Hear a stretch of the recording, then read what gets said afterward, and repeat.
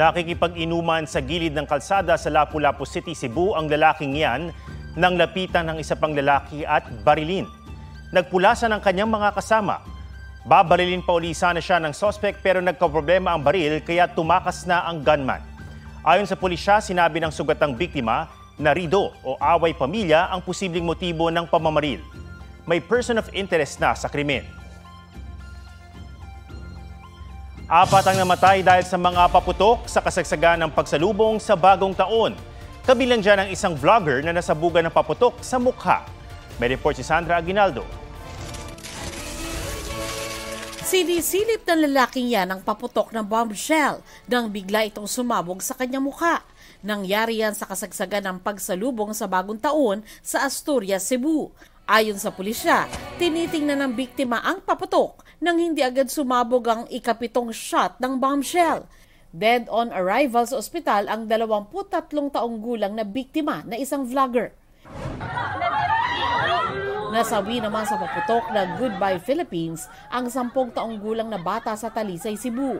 Ayon sa kapitan ng barangay Kandulawan, may lalaking nagdala umano ng 3 Goodbye Philippines sa isang bakanteng lote. Tungkuan, usa nga wa mabuto, ida sa mga bata dito sa ilaha. Unya, usa kay nahitabo, mamurag ilaha ba kahanggi, kuan na didukdok baka nila o unsa, nibuto. Napuruhan ng dibdib ng biktima na tumagos sa kanyang puso. Bukod sa bata, 4 na kapitbahay niya ang sugatan. Kritikal ang isa. Nasabugan naman ng 5-star sa ulo ang 44 na taong gulang na lalaking namatay sa Dagupan City. Ayon sa ilang saksi, gumawa ng improvised bombshell ang biktima at inihulog dito ang isang 5-star. Pero nang hindi raw agad pumutok, sinilip daw ito ng biktima at dito na sumabog ang paputok. Pumanaw na rin ang 77 taong gulang na naputukan sa Nueva Ecija noong December 22. Wasak naman ang mga kamay ng isinugod na 13 anyos na lalaki sa East Avenue Medical Center. Nasabugan siya ng pinulat niyang paputok sa Taytay, Rizal. Sugatan ang kanyang mata at iba pang bahagi ng katawan. Nabutas din ang kanyang tiyan. Sa Tondo Medical Center, kinakailangan namang putulin ang kamay ng isang pasyenteng nasabugan ng paputok.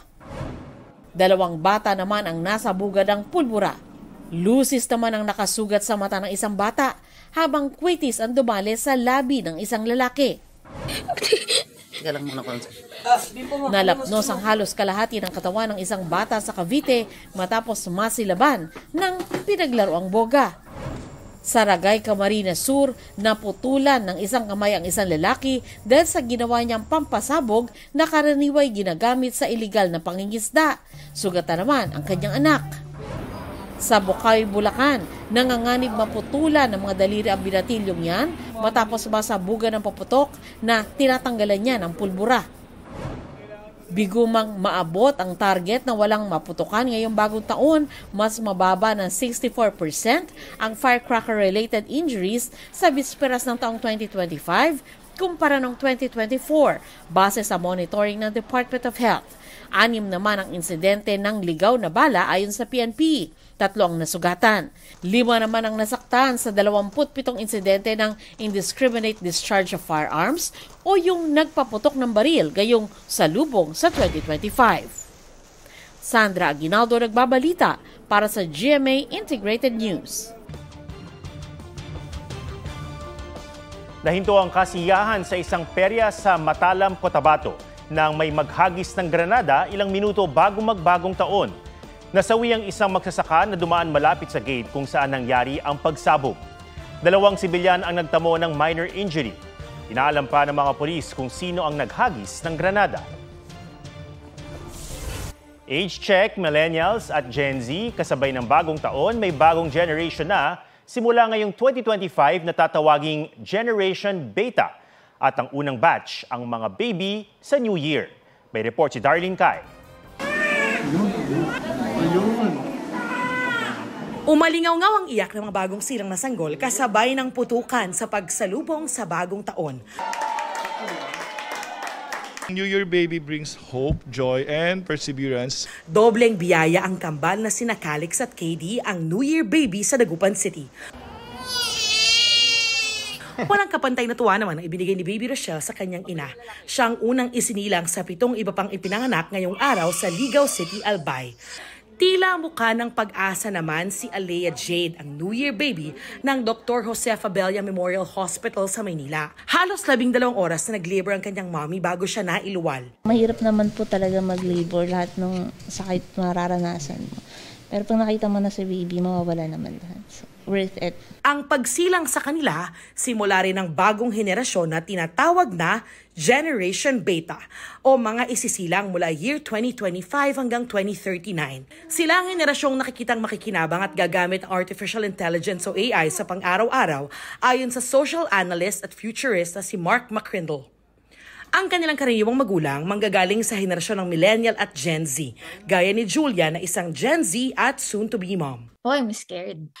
You don't even know what's real anymore. I really have to be exposed to it to find out the limits of what AI could do. Ang tungkulin natin ay ihanda sila gamit ang mga aral ng nakaraan para sa mas magandang kinabukasan. Pero dahil din sa pagpapalaki ng mga millennial at Gen Z, sabi ni McCrindle, inaasahang magiging mas nakasentro ang mga Gen Beta sa pakikipagkapwa-tao at pagtulong sa komunidad. Darlene Kai, nagbabalita para sa GMA Integrated News.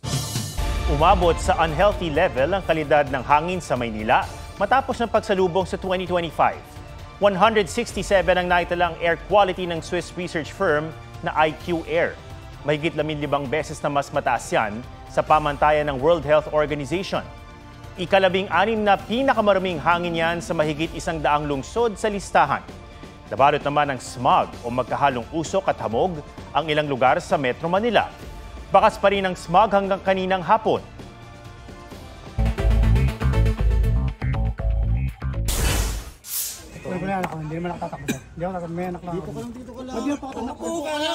Mala-guerrilla style ng isabong bistado sa Antipolo. Ayon sa Antipolo Police, pinapalabas ng real-time ang online sabong tsaka magpapataya.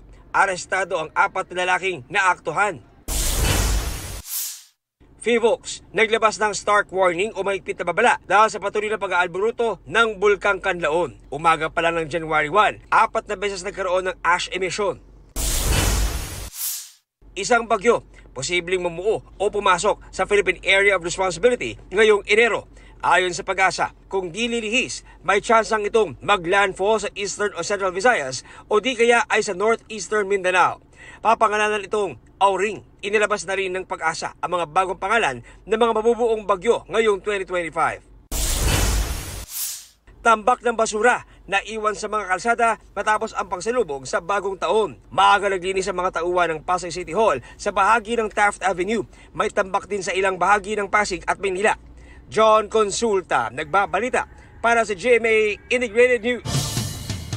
Bukod sa malamig na panahon at mga atraksyon, dinayo rin ng ilang kababayan natin sa Baguio City ang sinalubong ang 2025, ang Night Market. Mula sa City of Pines, may live report si EJ Gomez. EJ.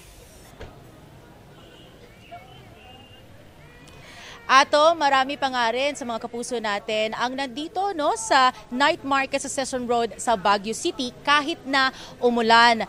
Mura kasi ang mga paninda rito at ayon nga sa ilang mga bakasyonista, ang pamimili rito, it's the perfect way to end their day.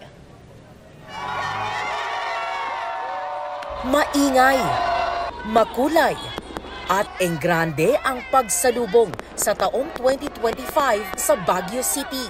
Sobrang saya po, super saya talaga. Napakasaya po sa Baguio. Thank you Baguio City. At ngayong araw, tuloy ang mga bakasyonista sa pagbisita sa mga tourist spots sa syudad. Gaya na lang sa Burnham Park, kung saan maraming pamilya at magbabarkada ang nagpiknik. May mga nag-enjoy sa boat riding at biking na patok sa mga kabataan. May mga namasyal din kasama ang kanilang mga fur babies. Karamihan sa kanila ngayong araw lang dumating sa Baguio. Alas 8 kanina bumuhos ang ulan pero di nagpatinag ang mga nagbabakasyon.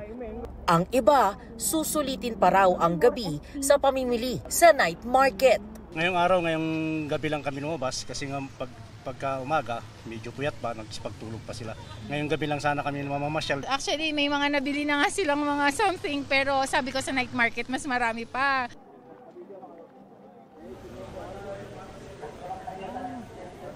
Atom, sa mga puntong ito ay wala ng ulan, kaya naman patuloy lang yung pagdagsa or pagdating ng ating mga kapuso para mag late night shopping o mag New Year shopping. No? Ang mga tindera naman, no, tindero ay happy daw dahil sa kanilang dagdag kita ngayong holiday season.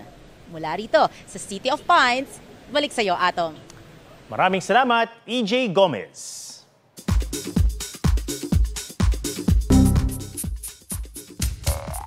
Ako nga pala si Jeneline Mercado, ang Jeje Mom ng Commonwealth. Hello guys, I'm Dennis from Tanay, Rizal. New Year party ng mag-asawang Dennis Trillo at Jeneline Mercado kasama ang kanilang team na puno ng katatawanan. Aliw rin sa netizens ang Encantadia-inspired New Year salubong ng social media influencer na si Sasa Girl.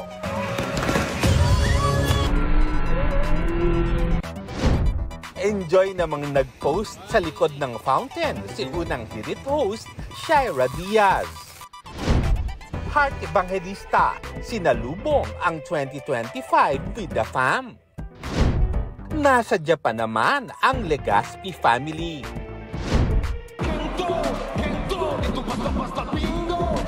At matapos mag-perform sa Kapuso Countdown sa 2025, Stel ng SB19 may personal New Year greeting sa fans. Happy New Year! Sana ma-meet ko kayong lahat. Sa K-World, Sohyun ng Girls' Generation nagka-injury sa taping ng kanyang upcoming drama. Nakatungkod siyang umakyat sa stage ng isang awards night. Blackpink Jisoo hindi magpo-post on her birthday on Friday para bigyang daan ang national mourning period sa South Korea. Or Santiago nagbabalita para sa GMA Integrated News.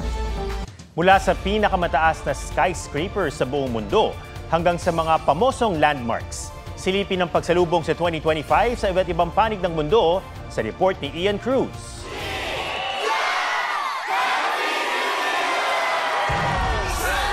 Enggrande ang pagsalubong ng New Year sa Victoria Bay sa Hong Kong.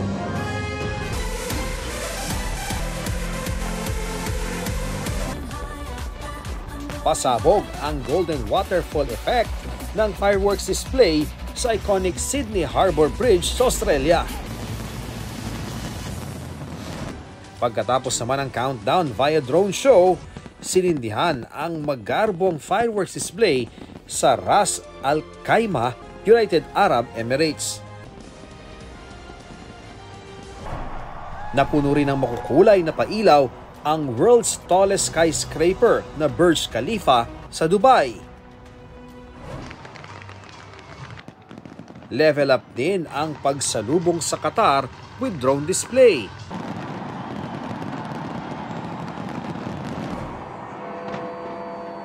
Pagtunog naman ng iconic Big Ben sa United Kingdom, umilaw ang fireworks display sa London Eye. Natuloy yan sa kabila ng severe weather warning sa pagpasok ng linggo. Libo-libo rin ang nag-abang ng fireworks sa Brandenburg Gate sa Berlin, Germany. Nagningning din ang kalangitan sa mga makukulay na paputok sa Copacabana Beach sa Rio de Janeiro sa Brazil. Dinagsa rin ang pamosong Times Square sa New York ng mga taong doon sumalubong ng bagong taon. Ian Cruz nagbabalita para sa GMA Integrated News. Huwag magpahuli sa mga balitang dapat niyong malaman. Mag-subscribe na sa GMA Integrated News sa YouTube.